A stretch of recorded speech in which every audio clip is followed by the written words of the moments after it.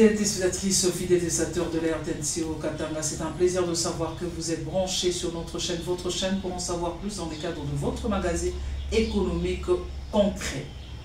Concret que vous aimez bien suivre, vous également vous êtes nos amis sur la chaîne YouTube Mag Concret, les followers, je vous dis également merci pour vos suggestions, pour vos propositions. C'est un plaisir de savoir que vous êtes en train de nous suivre, surtout de nous écrire.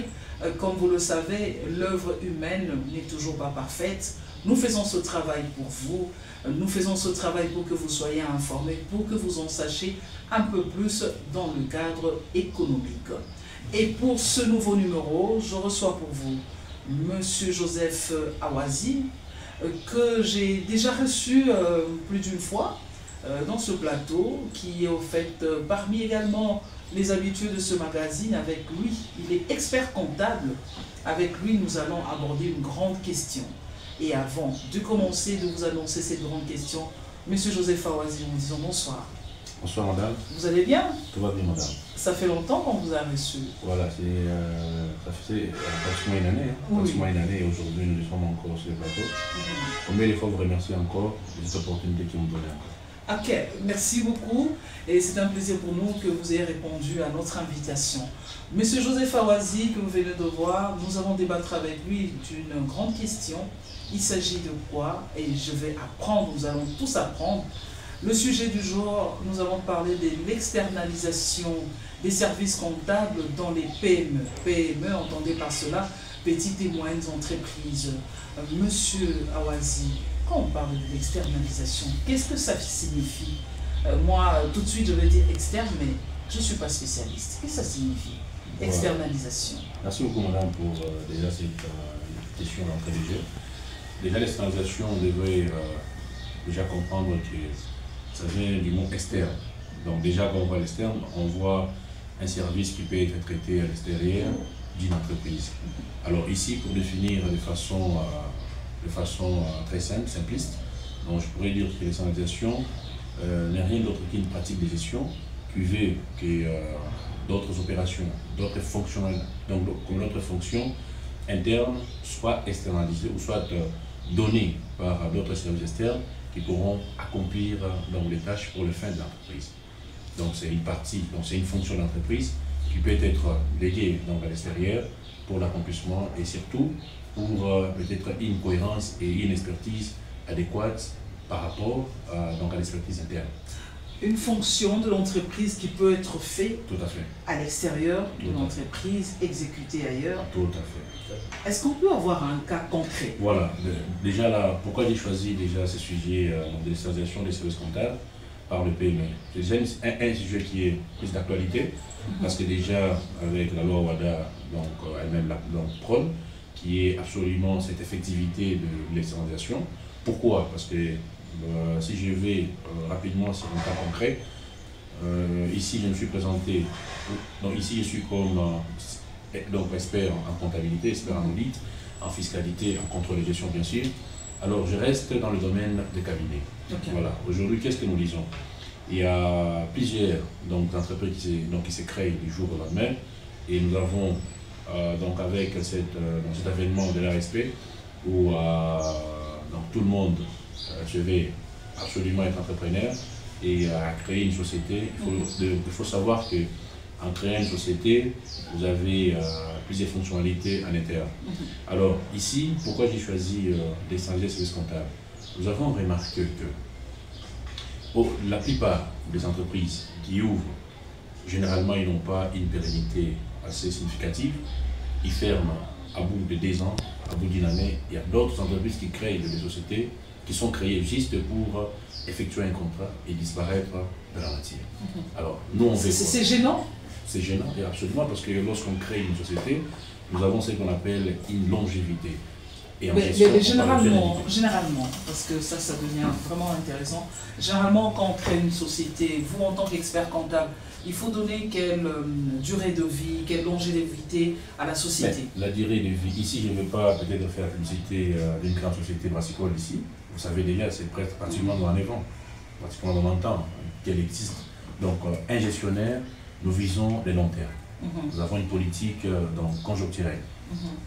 donc, et non pas structurelle. Donc voilà, nous voyons beaucoup plus l'avenir, nous voyons la longévité ou la pérennité d'une société. Alors, pour que la société soit pérenne, il y a plusieurs paramètres qui entrent en jeu. Okay. Alors ici, nous nous limitons, n'est-ce pas, ici, sur l'aspect externalisation des services comptables. Pourquoi j'ai dit externalisation? Il faudrait absolument que les PME comprennent une chose. Vous avez donc une société, mais l'entreprise doit être gérée différemment pour que vous puissiez, n'est-ce pas, ici, attendre les services ou les résultats escomptés. Comment attendre? Il y a les paramètres. Il y a généralement une société est soumise à un régime fiscal. Voilà, vous êtes en RDC, vous avez une loi fiscale congolaise que vous devez absolument respecter. Vous avez un système comptable que vous devez mettre en place et que vous devez respecter absolument. Nous sommes des WADA, nous devons absolument présenter les États sous format WADA, nous devons donc s'aligner sur la loi fiscale congolaise. Alors, généralement, on recrute, oui, nous recrutons et on donne la chance à tous ceux qui sont recrutés, bien sûr, mais il y a l'aspect expertise. Tout le monde peut travailler sur la comptabilité, tout le monde peut travailler sur la comptabilité, sur la fiscalité, sur l'audit, mais tout le monde n'est pas expert en cette matière. C'est pourquoi cette notion de standardisation vient donner une nouvelle donne. Pour dire quoi? Une nouvelle donne aux experts comptables, à l'expertise. Une nouvelle donne aux employés internes de la société. Comme je l'ai défini, c'est une fonction de l'entreprise. Mais vue de l'extérieur. Mais vue de l'extérieur. Alors, on peut avoir un comptable à l'interne, bien sûr, mais qui est suppléé ou contre-vérifié à chaque fois par un expert comptable. Ça signifie quoi? L'entreprise peut faire sa comptabilité, l'entreprise peut faire dans ses états fiscaux, mais au-delà de ça, il faudrait qu'il y ait une révie, par exemple. Une révie de contre-vérification par un expert comptable qui va poser dans ses actes, et en posant nos actes, c'est certifié et conforme. Certifié et conforme vient dire quoi? Vient dire que tout ce que nous avons observé, tout ce que nous avons vérifié, nous voyons réellement que les états financiers, n'est-ce pas, ici reflètent l'image fidèle. C'est ça même la comptabilité. Nous courons vers l'image fidèle de la réalité des choses d'une entreprise.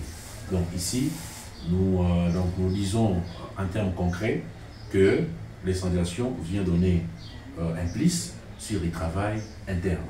Ici, l'externalisation vient donner une expertise cohérente et significative sur les travaux effectués en interne. En interne. Voilà. Alors, ça signifie déjà avec ça, vous pensez qu'il faudrait appeler les petites et moyennes entreprises, donc les PME, à se faire tout le temps, ou sinon à se confier au cabinet des experts comptables, parce qu'il faudrait mettre en application l'externalisation des services comptables.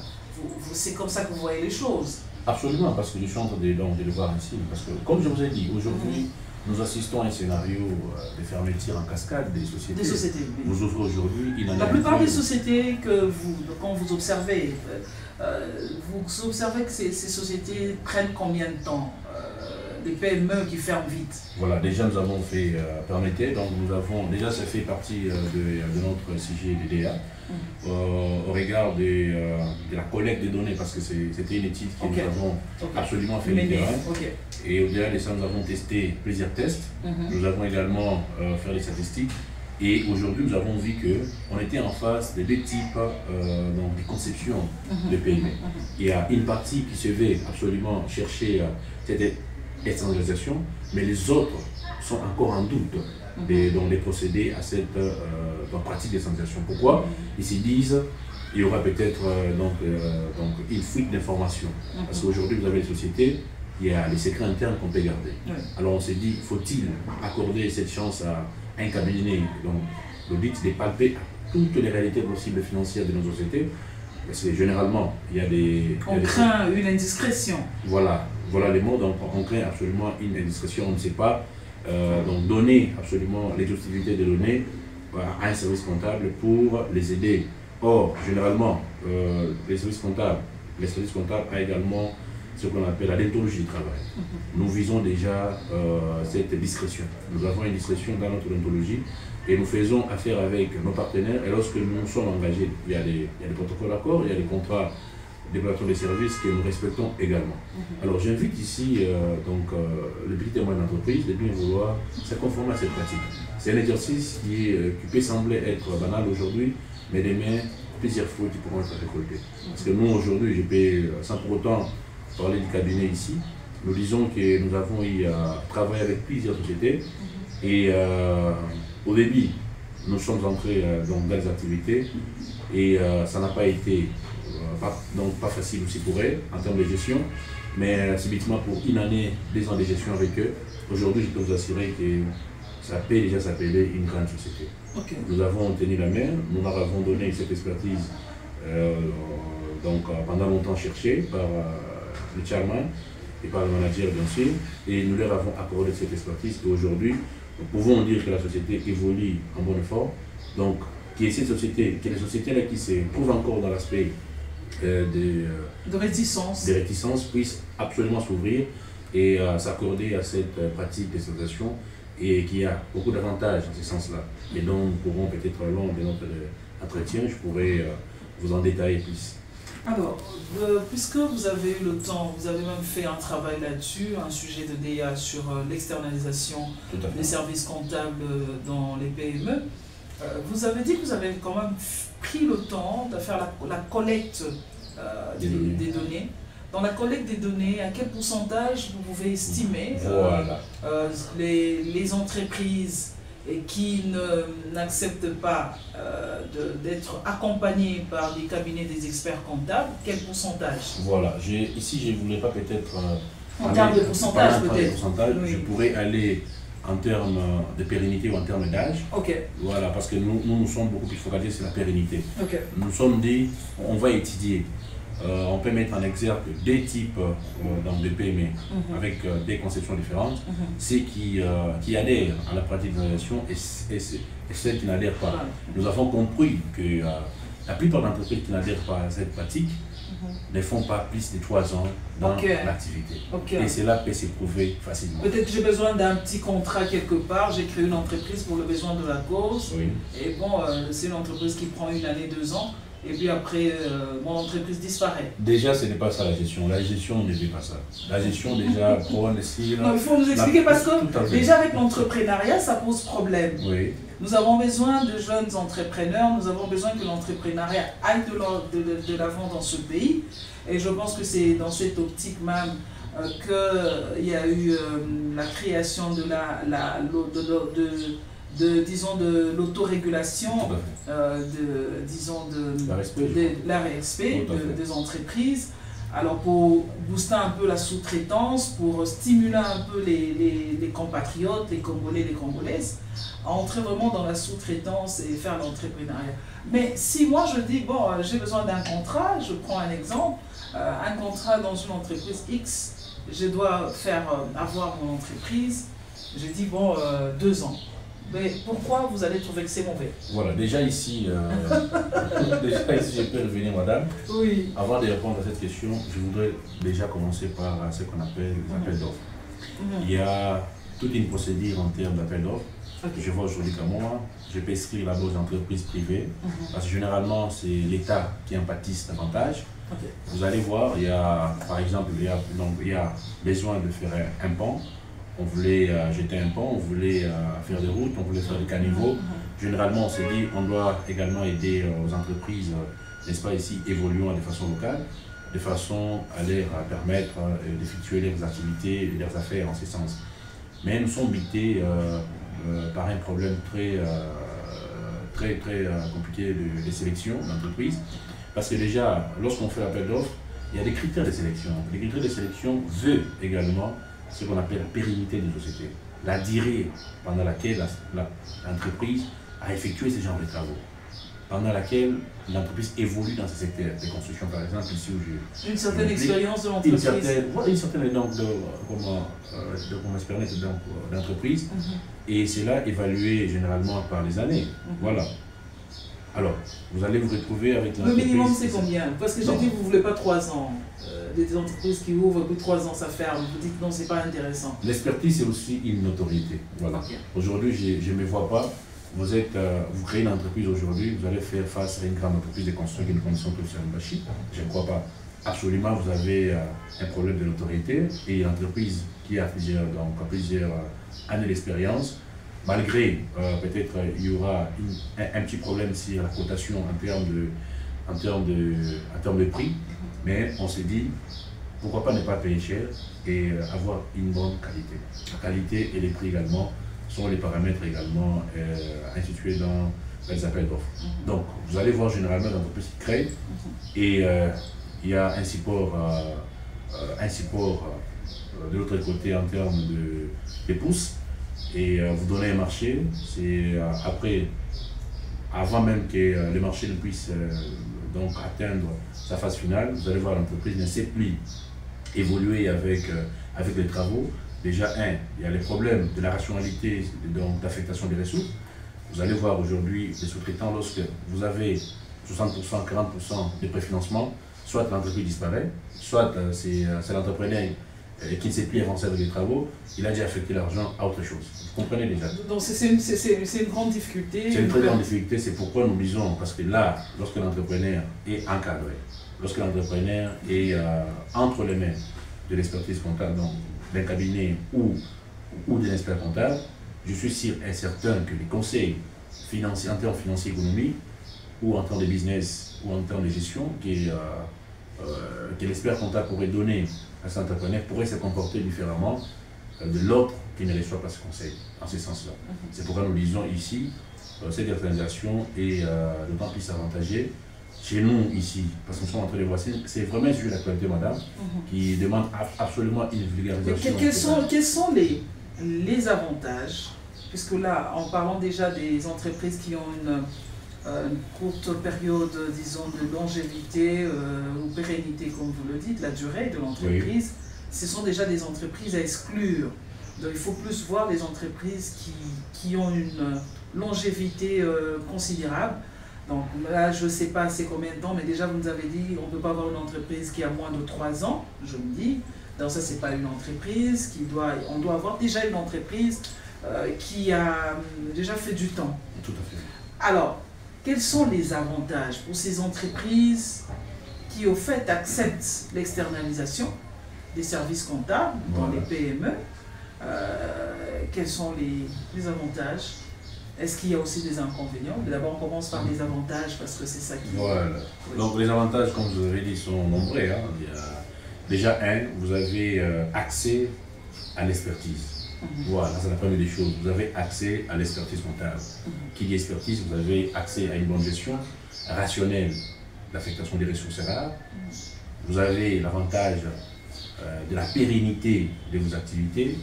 Vous avez l'avantage d'une comptabilité régulière. Vous avez l'avantage, n'est-ce pas? Régulière et suivie. Régulière et suivie. Parce que déjà, l'État congolais le fait. Quand je parle d'État congolais, je vois également son institution ou sa régie financière DGI qui veut absolument une comptabilité régulière en vue de vos déclarations. Donc, si vous n'avez pas déjà une comptabilité régulière, j'imagine comment se font les déclarations. Mais il y a quand même des déclarations qui se font, mais par contre, il y a les PME qui n'ont pas de comptabilité régulière.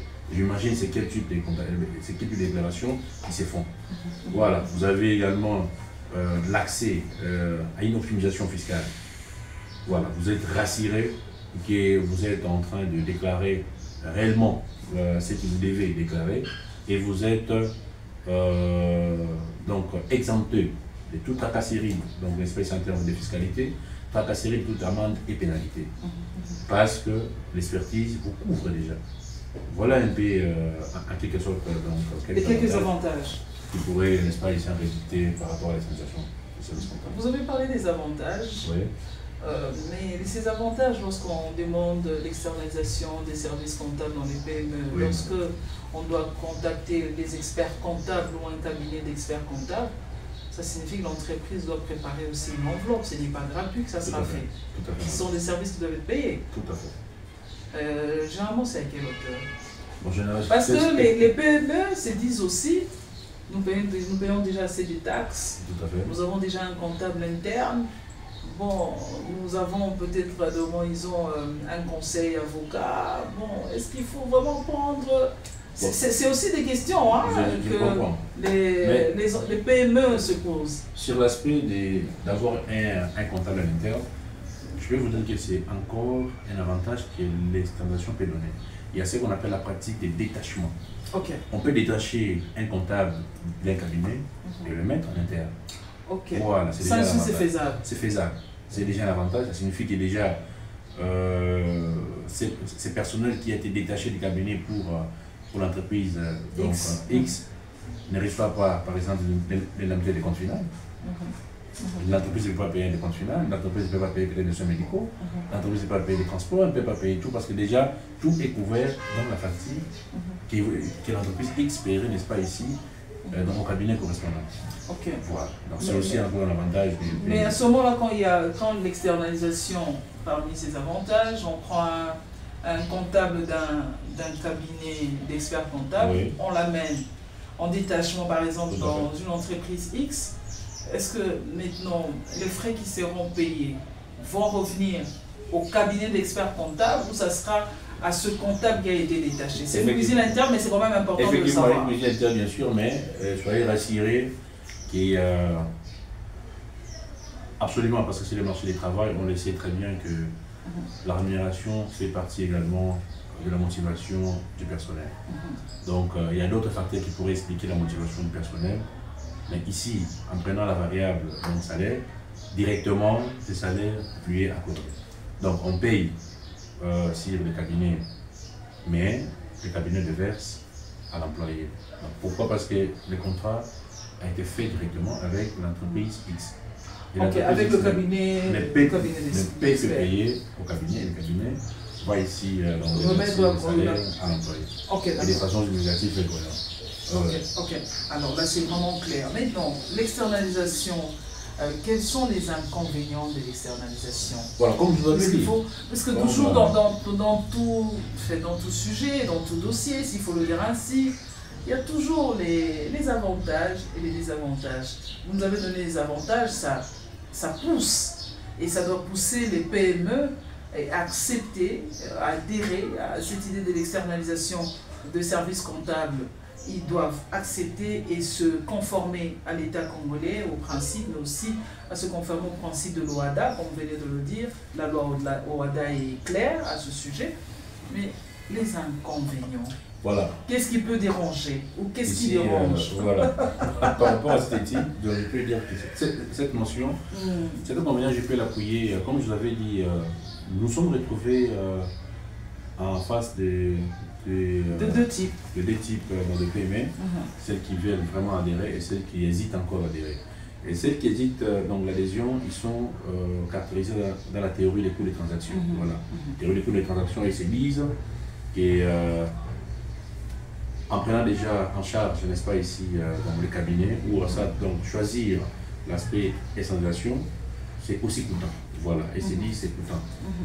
Coûter, oui, mais il y a une certaine qualité d'expertise qui est aussi à côté de vous. Vous rentrez plus sur les avantages. Tout à fait. Alors, non, ici, les inconvénients pour vous, c'est négligeable. Je reviens encore. Bien négligé, oui, mais l'inconvénient ici, c'est quand je vous ai dit que cette partie donc, de PME se disent il y aura fuite d'informations. Il y aura indiscrétion, voilà. Il y aura indiscrétion, n'est-ce pas, ici sur la tenue des comptes. Voilà, on s'est dit, pourquoi pas demain, ça peut être balancé. C'est aussi un aspect que nous pouvons aussi considérer comme un inconvénient de l'organisation. Parce qu'on essaie d'étaler quelque chose qui se fait à l'interne, mais qu'on donne à l'externe. Et on ne s'est pas donné aussi confiance, l'aspect confiance égale. La confiance aussi par rapport au PME, vis-à-vis au cabinet ou à l'espèce comptable. Voilà un peu que moi je peux résumer comme inconvénient. Mais non, que faire? Il y a quand même ces inconvénients, il y a des avantages. Que faire face à toutes ces entreprises qui hésitent encore sur l'externalisation des services comptables dans les PME? Que faire? Vous, vous êtes spécialiste en la matière, vous êtes expert comptable, vous avez eu, disons, à traiter, sinon ce sujet, vous connaissez mieux, et je pense que vous l'avez fait dans la ville de Lubumbashi. Tout à fait. Que faire face à cette situation de l'externalisation pour les PME qui sont... Que faire? Voilà, déjà, c'est... Lorsqu'on parle des mots d'externalisation, parce que ça existait déjà, ça signifie qu'ici, j'ai un peu détalé plusieurs avantages. Je crois que nos téléspectateurs, pourquoi pas les entrepreneurs, les dirigeants, une espèce de société de nous suivre. Et les avantages sont nombreux, comme nous l'avons déjà détaillé. Et ici, nous avons également cette mission de vulgariser ces messages, n'est-ce pas, ici, sensibiliser et propager ces messages pour que tout le monde soit au moins informé du bienfait, n'est-ce pas, de l'externalisation. Comme je vous avais dit ici que cette notion présente plusieurs avantages. Et le premier avantage que moi, je suis en train d'insister ici, c'est sur la pérennité d'abord. Au-delà de la pérennité, nous avons cet accès à l'expertise comptable, nous avons cet accès à l'optimisation et à une bonne tenue de comptabilité régulière. Je vois que ça intéresse tout le monde. Et aujourd'hui, lorsque l'entrepreneur crée sa société, ce n'est pas voir demain ou après-demain que la société soit fermée. Non. Et l'entrepreneur veut réellement que la société puisse aller de l'avant, que ce soit porteuse de grandes rentabilités à l'avenir. Et tout ça, c'est dans la cohérence de gestion. Donc ici, j'invite à tous les partenaires, à tous les dirigeants, n'est-ce pas, ici, ou les téléspectateurs qui nous suivent, de bien vouloir adhérer à cette pratique d'externalisation. Et ils vont voir que la manière dont ils faisaient les choses il y a une année, 2 ans, 3 ans, va absolument changer. Et la société pourrait, n'est-ce pas, se voir émerger et atteindre les résultats escomptés en bonne et due forme. Donc avec l'externalisation des services comptables dans les PME, donc chacun va trouver son compte, chacun va se retrouver, les cabinets des experts comptables vont se retrouver, absolument. Mais aussi l'entreprise aussi va se retrouver. Absolument. Alors je me pose une question, est-ce que vous avez le temps, vous en tant qu'expert comptable, quand je parle de vous, parce que vous êtes sur le plateau, les cabinets d'experts comptables, oui. Vous avez le temps d'échanger avec la FEC, comment ça se passe, avec la Fédération des entreprises du Congo? Il y a une certaine synergie, il y a une certaine entente pour que vous voyez aussi via le patronat, comment le patronat peut aussi parler avec les PME. Voilà, déjà quand vous parlez de la FEC, c'est un partenaire privilégié de l'ONEC également, de l'expertise comptable, je peux dire ça. Alors, généralement, nous faisons, à chaque fois qu'il y a des formations, là je parle de notre cabinet, pour des formations des mises à niveau, en termes de comptabilité, fiscalité, contrôle et gestion, on essaye toujours de se rapprocher d'espèces à la FEC pour permettre cette vulgarisation rapide et cette information rapide sur les différentes formations pour mettre à niveau, n'est-ce pas ici, les entrepreneurs, n'est-ce pas ici, les utilisateurs des comptabilités, bien sûr, les pratiquants même des comptabilités. Parce que le cabinet a aussi un rôle très, très, très significatif dans les chefs des entreprises. Alors, qu'est-ce que nous faisons? La FEC, comme vous le connaissez très bien, la possibilité de contacter l'entreprise, c'est bien rapide. Mais ici, on peut souligner que ce n'est pas toutes les entreprises qui sont affiliées à la FEC. Voilà. Très important. Voilà, il y a les affiliations. Et la FEC peut contacter absolument les entreprises qui se sont, n'est-ce pas, ici affiliées, on les appelle membres, voilà. Ils sont également membres de la FEC en ce sens-là.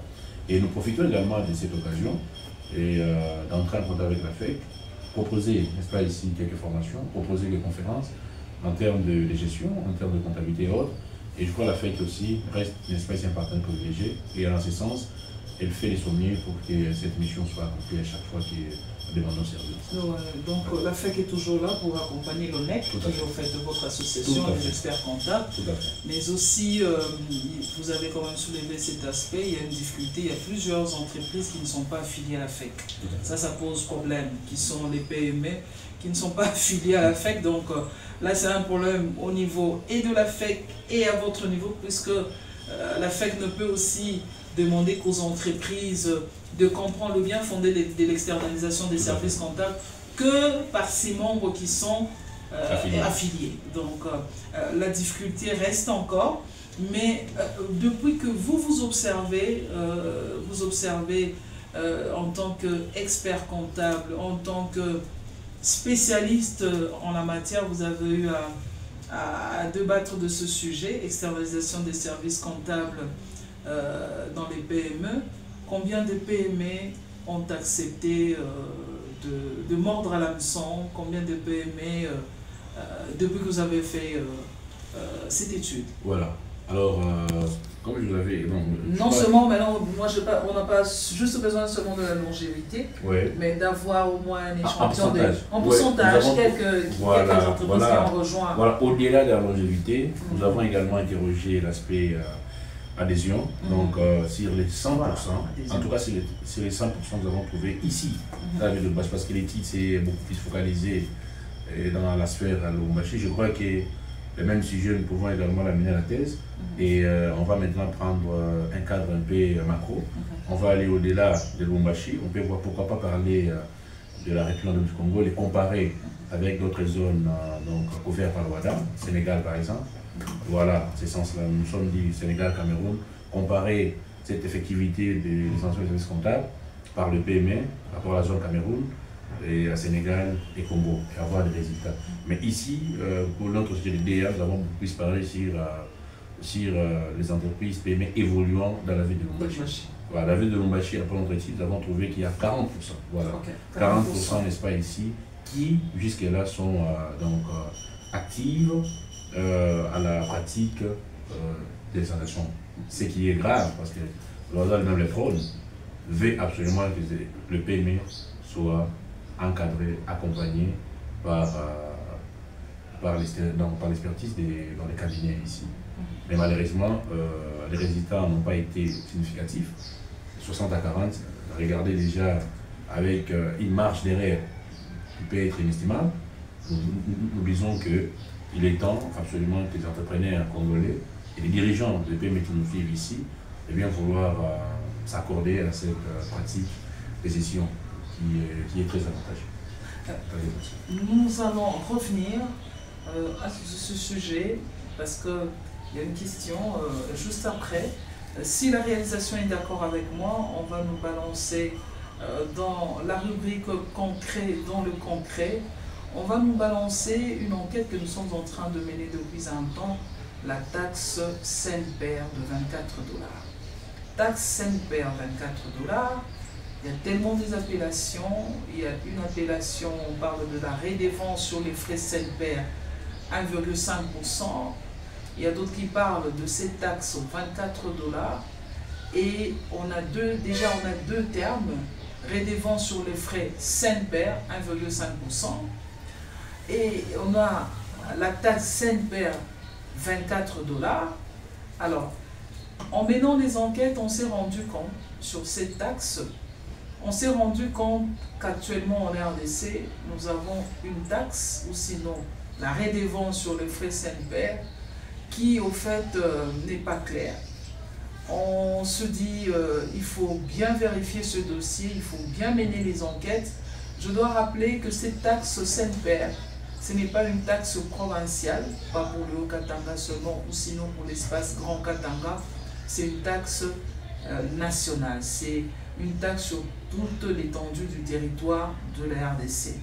Puisque dans les enquêtes que nous sommes en train de mener, on s'est rendu compte que cette taxe, c'est partout où il y a des frontières, à l'entrée, à l'arrivée des motos. C'est une taxe que l'on impose aux vendeurs ou aux commerçants des motos. Aux vendeurs ou sinon commerçants des motos. Et ce qui est un peu surprenant pour cette taxe, c'est à chaque importation que les commerçants doivent payer cette taxe. Donc si je suis commerçante, je ne le suis pas, c'est un exemple, je dois importer 1000 motos. À l'arrivée, ces motos 1000 fois 24, ça ferait 24 000 $ que je dois payer. Je ne paye pas cet argent directement à la caisse de la SENPER, je paye cet argent au niveau de la DGDA, au guichet unique, puisque nous sommes dans le Haut-Katanga, il faut payer cet argent au guichet unique de la DGDA à Kasumbalesa. Nous allons vous montrer la fois prochaine les images en appui, mais tout de suite, si la réalisation est d'accord avec moi, on va nous balancer tous les textes qui sont plus ou moins contradictoires, pas les textes qui expliquent la raison de cette taxe ou encore de cette redevance sur les frais SENPER. Nous avons constaté qu'il y avait un montant 24 $, il y a un deuxième montant 23 $, Et enfin, il y a un troisième montant, 15 $. On se pose la question, comment on peut avoir 3 montants différents sur une même taxe, appelons-le comme ça, ou sinon sur une redevance, appelons ça comme ça, 24 $, 23 $, 15 $.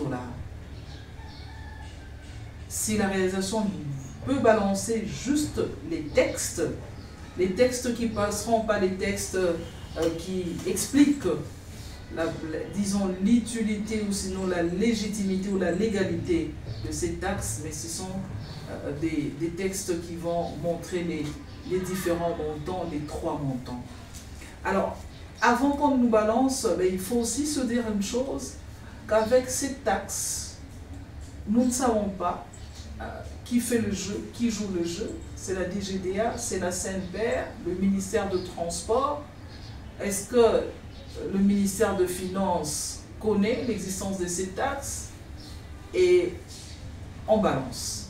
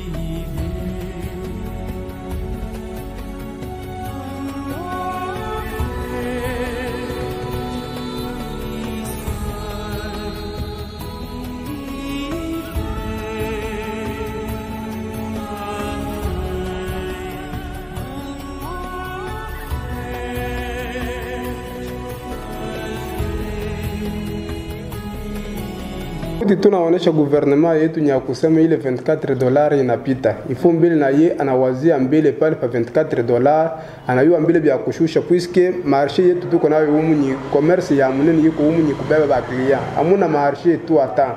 Puisque kama leo anapandisha deja 24 $, mtu anaenda kuuza moto mu ile bei. Wakusema je retrouver ya ataweka moto ikuye mbele mu versement ikuye hata 100,000 francs par semaine.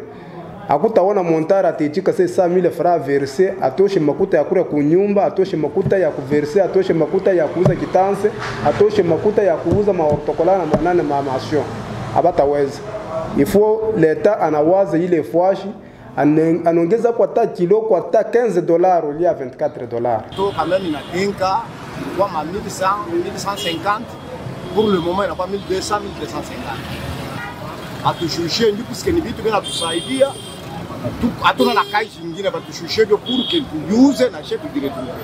De retour dans ce plateau, venez de constater que nous avons balancé 3 montants différents, 24 $, 23 $, 15 $. Je rappelle, fidèles téléspectatrices, fidèles téléspectateurs, ce n'est pas ça le sujet du jour, mais je me dis que nous sommes en train de mener une enquête et comme nous avons toujours la rubrique concret dans le concret, c'est dans le cadre de cette rubrique que nous avons balancé cette enquête, question qu'on y voit un peu plus clair.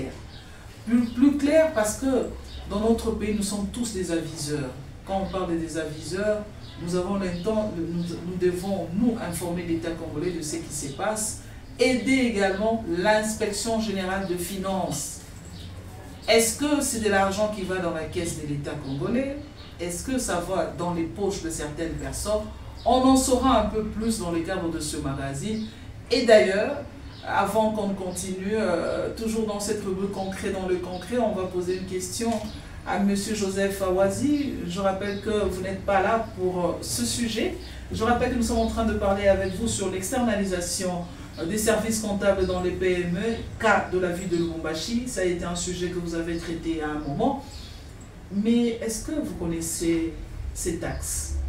La taxe NPR, lorsque les commerçants amènent leurs produits, leurs motos, ils doivent payer une taxe qui coûterait soit 24 $, soit 23 $, soit 15 $, parce que nous avons 3 montants que nous avons découverts. Est-ce que vous êtes au courant? En tout cas, madame, pour être franc, je ne suis pas encore informé de ces taxes. De ces taxes. Je ne suis pas encore informé de ces taxes, madame. Est-ce que vous, en tant qu'expert comptable, vous avez l'habitude de, de manipuler les textes quand pour qu'il y ait l'utilisation, sinon l'applicabilité d'une taxe ou d'une redevance, est-ce qu'on a besoin d'un texte, d'un soubassement, oui ou non? Voilà, déjà, je vais commencer par définir une taxe. On ne va pas les différencier de l'impôt. Une taxe n'est rien d'autre qu'un prélèvement qui doit être effectué de façon, de manière à avoir une contrepartie après. Ça signifie que lorsque le contribuable paye sa taxe, il doit s'attendre à une contrepartie des services. Je peux dire, par exemple, les taxes sur la mairie, on dit l'évacuation des immondices. Lorsqu'on la paye, la mairie a l'obligation de passer dans les entreprises, dans les dépôts, récupérer les immondices et les jeter. Ça signifie qu'il y a une contrepartie. On parle également d'un impôt, c'est lorsqu'on paye, on ne s'attend à rien. Et une redevance? Et une redevance, donc régulièrement comme une taxe aussi.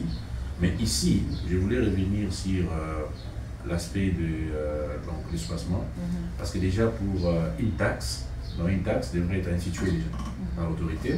Ça signifie qu'on doit avoir des soubassements un peu concrets. Généralement, il faut qu'il y ait l'arrêté, généralement il faut qu'il y ait un débat sur l'Assemblée de façon provinciale, bien sûr, il y a les taxes provinciales et nationales également. Ça, ici, nous avons découvert que c'était national. National, absolument, il faudrait qu'il y ait un soubassement juridique qui doit accompagner ces taxes-là.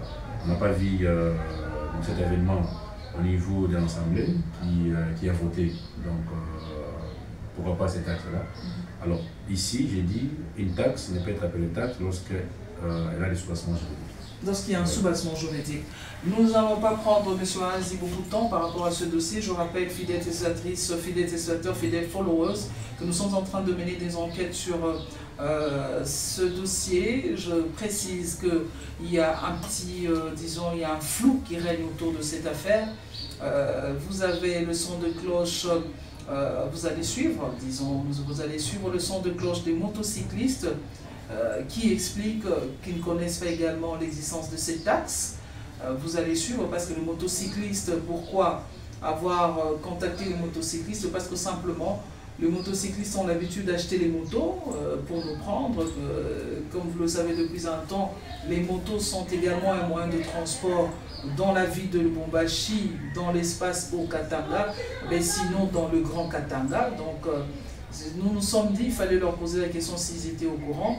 Nous avons eu le temps de poser la question à quelques commerçants sur l'existence de ces taxes. Nous avons eu 2 sons de cloche. Malheureusement, tous ces commerçants et vendeurs ont eu peur de s'exprimer à notre micro.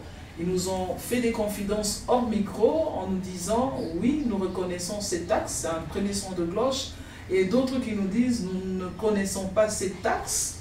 Parce que je dois préciser, concernant ces taxes, sinon la redevance, parce qu'il y a maintenant de termes, il y a des commerçants, des vendeurs des motos qui sont acculés, une partie, il y a d'autres qui ne sont pas acculés, qui sont tranquilles, même s'ils ne payaient pas ces taxes. Et nous nous sommes dit qu'il faut vraiment vérifier ce dossier de taxes. Comme nous sommes dans ce magazine qui est un magazine économique, et ce magazine qui parle de l'économie, des finances dans notre pays, c'est un dossier qui nous intéresse. Voilà pourquoi nous allons creuser sérieusement. Et pour ce dossier, nous en appelons donc, la réalisation va balancer les images de motocyclistes et aussi encore une fois les textes, mais nous en appelons pour ce dossier à l'implication de l'IGF, l'Inspection Générale de Finances. Ça, c'est un dossier important. Parmi les dossiers que vous avez, je sais que l'IGF a plusieurs charges, plusieurs dossiers sur sa table, mais c'est un dossier intéressant. Il faudrait que l'on sache à quoi ça sert, cet argent, ça va où exactement, quel est le soubassement juridique de cette taxe ou encore de cette redevance. Mais déjà, il faut signaler que lorsque les motos arrivent dans nos différentes frontières, les motos n'arrivent pas en pièces montées, ça arrive toujours en pièces détachées dans les containers. Donc nous avons eu le temps et nous avons le temps de vérifier ce dossier. Nous en appelons à l'inspecteur général de finances, le chef de service Jules Alinguete, de suivre ce dossier de près. Nous sommes là comme des aviseurs, les aviseurs de l'État congolais, mais aussi aviseurs en tant que citoyenne congolaise, en tant que journaliste. Il est important pour nous de faire, d'aviser, de faire signe à ceux-là qui doivent s'imprégner de ce dossier. Suivez. Tuye mambo ma tax hapana nebishikia paka pa sasa kile tunaweza kulomba kwa leta ni kwa leta angare ko mbele periode ile tuna traverser periode ya mbaya ifo mbele mtu anajiorganize mambo nyingine mbele angara mbele ma tax za zamani bantu abana mwele kapasite ya kuyuza bena tosha paka nyingine sipa tosha mbele ya zamani ata mbele mesera kuuza mbele ya zamani bena tosha paka binyine ndio nini sipa tuangasha shi population shirse ifo mbele barudie mbele ku Mukongo bache mbele paka yuko ku sur terrain mbele tumika paka na sur terrain prochainement ndio batatosha présentement mbele bashimamisha mbele mambo ya mataxi ngine mambo mataxi juu mpaka ba mota tubena juu ya bali benemo njisha mamoto ba commerçant ndio kunalia juu ile taxe ya $24. Surtout bale ba commerçant parce que bale ba commerçant ndio banafanya pour que na shit tupate mamoto parce que kama wasema shit tuende tukoze moto kule kwa mbari tutashinda kwenda mponjo wanaenda kuuza kwa nifaa bashusha na bo mataxi abule uso watu banabachia banasumbulia tu banatafuta tu ya kufanya pour que bo banza na kutumika tu à l'aise na shit napata moto na shit mabaya bien parce que kama bo banapanisha bo taxi shit anza kuuza moto na shit share tutashinda faso kubitumika en plus Mungu amuna gage igaje moto ndio gage na gage tuko nayo tunafanya masomo papier shawala papa mpale tunaenda magaje paka connaissance hii moto ndio nyegaje sasa kama banapanisha bale ba commerce bale de mataxi si bo batashinda kwenda kuuza na tutashinda kupata moto sirse papa wazi yako na bo gani mataxi basumbure paka benye bangara tu yafanya.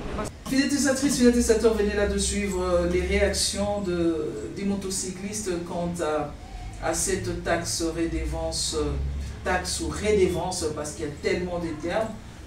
Il y a une version des commerçants qui parle de la taxe de $24.